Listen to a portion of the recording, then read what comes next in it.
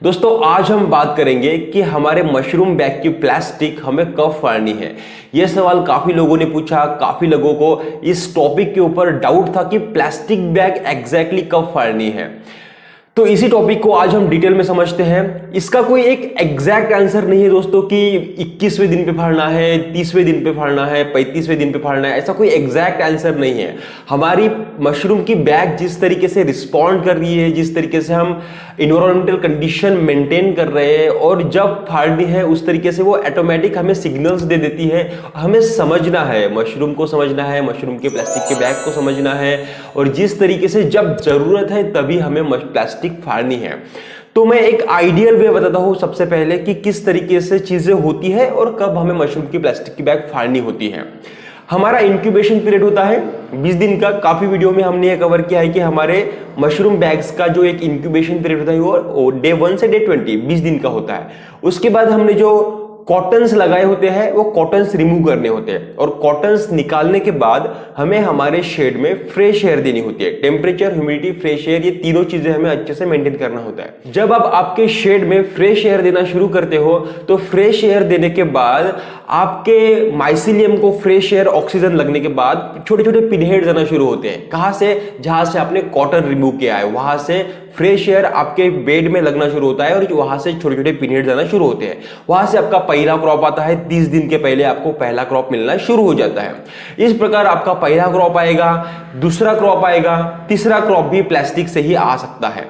अभी किन केस में क्या होता है, कभी कभी पहला क्रॉप प्लास्टिक बैग में से आ जाता है, ज्यादातर दूसरा क्रॉप भी प्लास्टिक बैग में से आता है। उसके बाद अगर आपका क्रॉप नहीं आ रहा है तो प्लास्टिक बैग को एक ब्लेड से, अच्छे से ब्लेड से वर्टिकल या फिर हॉरिजॉन्टल चीरे मार लो आपके प्लास्टिक के बैग को। इसमें प्लास्टिक बैग फाड़ने की जरूरत नहीं है। आपने पहला क्रॉप अच्छे से ले लिया, दूसरा क्रॉप अच्छे से ले लिया, देन क्रॉप नहीं आ रहा है तो वर्टिकल और हॉरिजॉन्टल चीरे मार लो और फ्रेश एयर, टेम्परेचर, ह्यूमिडिटी सब चीजें मेंटेन कर लो। देन आपने जो चीरा मारा है वहां से क्रॉप आना शुरू हो जाएगा। इस तरीके से आप पहला, दूसरा, तीसरा, चौथा क्रॉप तक आप आपके कभी कभी पांचवा क्रॉप भी आप प्लास्टिक बैग में से ही निकालोगे और जब प्लास्टिक में से मशरूम्स आना बंद हो जाएंगे, नहीं आ पाएंगे, आपने 8-10 दिन वेट किया, देन आप प्लास्टिक बैग रिमूव कर सकते हो। थोड़ा सा समझ में आया आपको कि कब निकालना है? देखिए सिंपल सा स्ट्रेट फॉरवर्ड सा आंसर मैं आपको आसान शब्दों में बताना चाहूंगा कि जब तक आपके प्लास्टिक बैग में से मशरूम्स निकल रहे हैं प्लास्टिक बैग को रहने दो। जब तक प्लास्टिक में से मशरूम्स निकल रहे हैं प्लास्टिक को रहने दो। अगर वो आपने होल किए थे कॉटन लगाने के लिए वहां से मशरूम्स वहां से भी नहीं निकल रहे तो हॉरिजॉन्टल और वर्टिकल आप उसको ब्लेड से चीरे मार लो, वहां से मशरूम्स आएंगे। वहां से निकलने के बाद भी जब आना बंद हो जाएंगे तब जाके आपको प्लास्टिक फाड़ना है। ऐसा कोई स्ट्रेट फॉरवर्ड नहीं है कि आप 20 दिनों बाद ही फाड़ो। हालांकि हमने जब ट्रेनिंग ली थी तो हमें काफी लोगों ने बताया था कि आपको 20 दिन के बाद ही प्लास्टिक फाड़ना है, लेकिन ऐसा नहीं है दोस्तों। आपके मशरूम्स जब तक आपके प्लास्टिक में से निकल रहे हैं निकलने दो, क्योंकि क्या होता है ना, जब आप प्लास्टिक बैग फाड़ते हो तो आपको एक्स्ट्रा मेंटेनेंस आता है आपके बैग का, क्योंकि बैग की ऊपर की प्लास्टिक निकाली होती है। हमारी बैग डायरेक्टली हमारे एयर से, इन्वायरमेंट से डायरेक्ट अटैच हो रही है, डायरेक्ट हवा लग रही है उसको, तो जल्दी सूख जाती है। तो उसको गीले करते रहना, उसको एक्स्ट्रा टेम्परेचर, ह्यूमिडिटी मेंटेन करते रहना, ये एक्स्ट्रा का हेडेक हमारे साथ जुड़ जाता है।